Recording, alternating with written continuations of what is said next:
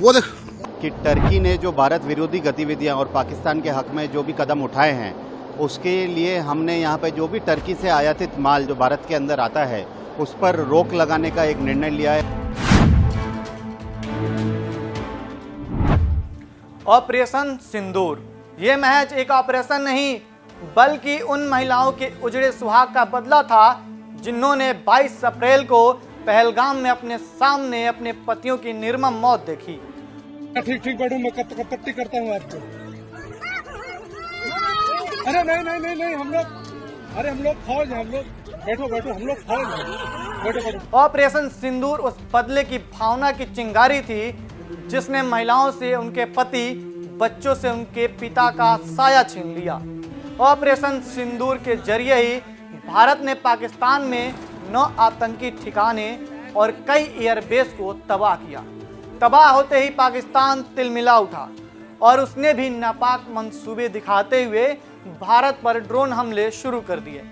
हालांकि इन हमलों का जवाब हमारे एयर डिफेंस सिस्टम ने अच्छी तरह से दिया था, लेकिन इन सबके बीच एक सवाल जो हवा में तैर रहा था कि आखिर पाकिस्तान के पास इतने ड्रोन्स आए कहां से, क्योंकि पाकिस्तान के पास इतनी कुव्वत नहीं थी कि वो खुद ये कर पाता। ड्रोन्स की जांच की गई तो पता चला कि ड्रोन्स तुर्की के थे, यानी कि उसको तुर्की का साथ मिला था। इतने बड़े पैमाने पर हवाई घुसपैठों का संभावित उद्देश्य वायु रक्षा प्रणालियों का परीक्षण करना और खुफिया जानकारी इकट्ठा करना था। ड्रोन के मलबे की फोरेंसिक जांच की जा रही है। प्रारंभिक रिपोर्ट्स से पता चलता है कि वे तुर्की के असीस गार्ड सोंगर ड्रोन हैं। ये वो तुर्की है जो कभी भूकंप की मार झेल रहा था तो सबसे पहले इसकी ओर मदद के हाथ हिंदुस्तान ने बढ़ाई, लेकिन ये भूल गया कि इसे किसका साथ देना चाहिए था। इसने भारत पाक सैन्य अभियान में पाकिस्तान का खुला समर्थन किया। लिहाजा यही वजह है कि अब तुर्की को लेकर भारत के लोगों को गुस्सा 7वें आसमान पर है। सोशल मीडिया पर बाइकॉट तुर्की ट्रेंड कर रहा है।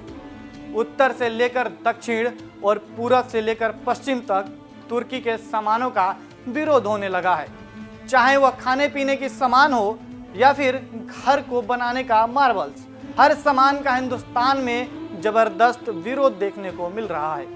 उदयपुर के मार्बल व्यवसायियों ने तो तुर्की से आने वाले मार्बल और ग्रेनाइट के आयात को तत्काल प्रभाव से बंद करने का फैसला लिया है। व्यापारियों ने प्रधानमंत्री नरेंद्र मोदी को पत्र लिखकर अपने इस निर्णय से अवगत कराया है और केंद्र सरकार से अपील की है कि वह ऐसे देशों से होने वाले आयात पर रोक लगाएं जो भारत विरोधी रुख अपनाते हैं। उदयपुर जो है एशिया की सबसे बड़ी मार्बल निर्यात की मंडी है और हमने सर्वसम्मति से जो सभी यहाँ के सदस्य उन्होंने एक निर्णय लिया है कि टर्की ने जो भारत विरोधी गतिविधियां और पाकिस्तान के हक में जो भी कदम उठाए हैं उसके लिए हमने यहाँ पे जो भी टर्की से आयातित माल जो भारत के अंदर आता है उस पर रोक लगाने का एक निर्णय लिया है और हमारे सभी सदस्यों ने इसे सर्वसम्मति। भारत के अंदर लगभग आप बात करें तो 14 से 18 लाख टन माल आयात भारत के अंदर होता है, जिसके अंदर एक बहुत बड़ी भागीदारी लगभग 70% की टर्की के आयातित माल की है। और अगर इतनी बड़ी संख्या के अंदर भारत के अंदर टर्की का माल आता है तो कहीं ना कहीं हम उन्हें सपोर्ट कर रहे हैं और उन्होंने जो राष्ट्र विरोधी गतिविधि अभी जो करी है उसमें अगर इस माल को पूर्ण तरह से उदयपुर ही नहीं और भारत की समस्त एसोसिएशन अगर रोक देती है तो कहीं ना कहीं ये एक बहुत क्लियर मैसेज पूरे अंतर्राष्ट्रीय कम्युनिटी को जाएगा कि सरकार ने जो इतने गौरवपूर्ण कदम जो उठाए हैं अभी उसके लिए सरकार अकेली नहीं, उनके साथ उद्योगपति और समस्त भारतीय सरकार के साथ खड़ा है। इसके साथ ही भारत में तुर्की के सेबों को भी विरोध हो रहा है।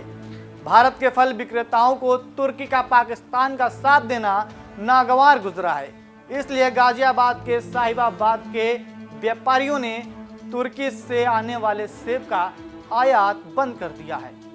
बता दें कि तुर्की भारत को करीब 1000 से लेकर 1200 करोड़ तक रुपए के सेब का निर्यात करता है, जिससे उसे नुकसान होना तय माना जा रहा है और होना भी चाहिए, क्योंकि उसने पाकिस्तानी परस्त होकर भारत का विरोध किया है।